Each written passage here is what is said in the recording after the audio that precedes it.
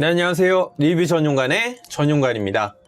오늘은 소니 카메라 α7C와 α7M3에 대해서 비교해보는 그런 영상을 만들어 보도록 하겠습니다. 나온 지는 이제 몇 달 됐지만 원핸드 컴팩트 카메라를 지향하고 있는 소니 α7C, 그리고 동일한 이제 풀프레임의 예전 강자인 α7 마크3와 한번 비교를 해보겠습니다. 자, 우선 α7C와 α7 마크3의 공통점입니다. 2420만 화소 동일하고요. 네, 그리고 풀프레임의 CMOS 센서를 탑재를 했고요. 최고 ISO는 51200까지 지원을 합니다. 초점 영역은 693개 플러스 425개. 그리고 4K 동영상 촬영을 지원합니다. 출시가를 한번 살펴볼게요. α7 마크3가 출시가 기준으로 249만 9천원이었고요. α7C가 219만 9천원으로 나왔습니다. α7 마크3 같은 경우에는 나온 지가 좀 됐기 때문에 지금은 좀 싸졌다고 할 수 있고요. α7C가 생각보다는 조금 비싸게 나와서 가격도 조금 더 컴팩트했으면 좋겠다 이렇게 생각이 듭니다. 다음은 부피와 무게인데요. 컴팩트를 지향하는 α7C답게 부피나 무게는 많이 줄었습니다. 무게 같은 경우는 이제 바디만 해서 509g, 확실히 컴팩트해졌죠. 그리고 두 모델을 비교했을 때 가장 어떻게 보면 뛰어난 장점이라고 할 수 있는 게 바로 이 액정이 스위블 액정이라는 점인데요. α7 마크3 같은 경우에는 틸트형 액정인데 이 플립 기능도 없기 때문에 셀피를 찍을 때 자기 모습을 볼 수 없는 단점이 있었는데 α7C에서는 회전형으로 됐기 때문에 좌우 179도 그리고 상하 270도 자유자재로 조절을 할 수가 있기 때문에 셀피에 정말 최적화된 그런 카메라인 것 같습니다. 다음으로 또 좋아진 점인데 소니 예전 카메라 같은 경우는 이제 30분의 동영상 제한 시간이 있었습니다. 그래서 α7 마크3 같은 경우도 30분의 제한 시간이 있었는데 α7C 같은 경우에는 제한 시간이 없습니다. 그래서 인터뷰라던가 이렇게 영상을 좀 길게 찍어야 되는 경우에는 확실히 이 α7C가 좋겠죠.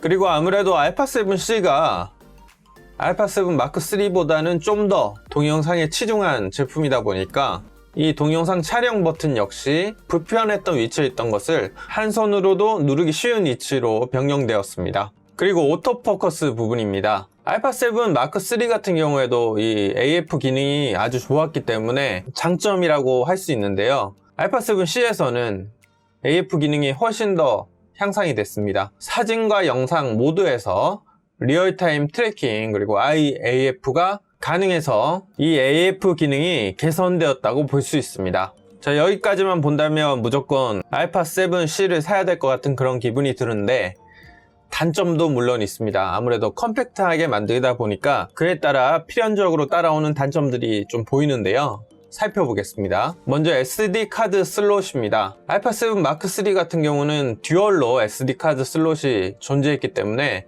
촬영하면서 백업이 가능했는데요. α7C 같은 경우에는 싱글 SD카드 슬롯만 지원하기 때문에 이런 백업을 할 수가 없는 점은 좀 아쉬운 부분이 되겠습니다. 다음으로 셔터 스피드입니다. α7 마크3 같은 경우는 이제 8000분의 1초까지 지원을 했는데 α7C 같은 경우는 4000분의 1초까지만 지원을 하고요. 전자 선막 같은 경우에도 α7C는 무조건 ON으로 고정이 되어 있기 때문에 이 부분은 고속 셔터 사용을 좀 많이 하는 그런 환경에서는 α7 마크3가 확실히 우위에 있다고 할 수 있겠습니다. 그리고 뷰파인더입니다.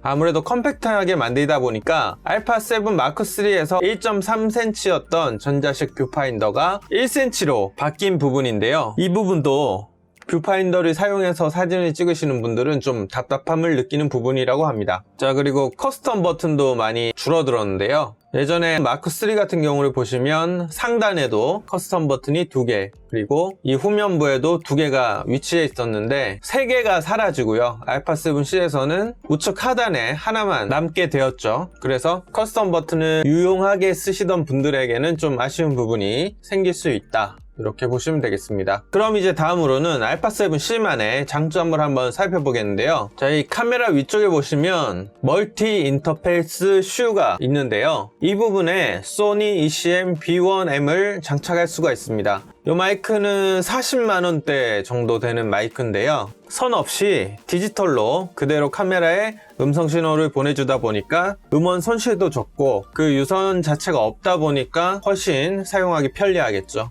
예, 그런 장점이 있습니다. 그리고 다양한 종횡비의 촬영을 지원하는데요. 기존의 16:9, 3:2 종횡비에 추가적으로 4:3 그리고 1:1 종횡비까지 촬영이 가능하게 됐습니다. 인스타그램에 좀 더 품질 높은 사진을 첨가하고 싶으신 분은 이걸로 바로 찍어서 사용할 수도 있겠죠.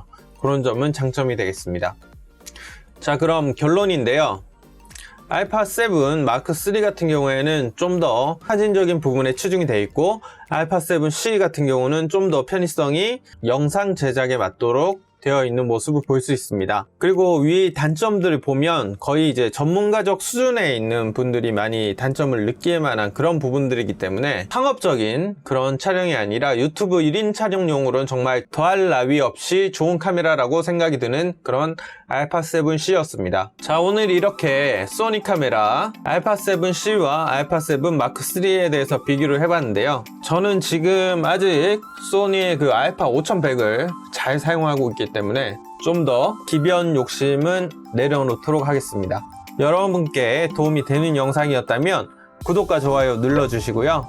앞으로 또 더 재밌는 영상으로 찾아뵙도록 하겠습니다. 그럼 남은 주말 잘 보내시고요. 다음에 또 봐요. 안녕!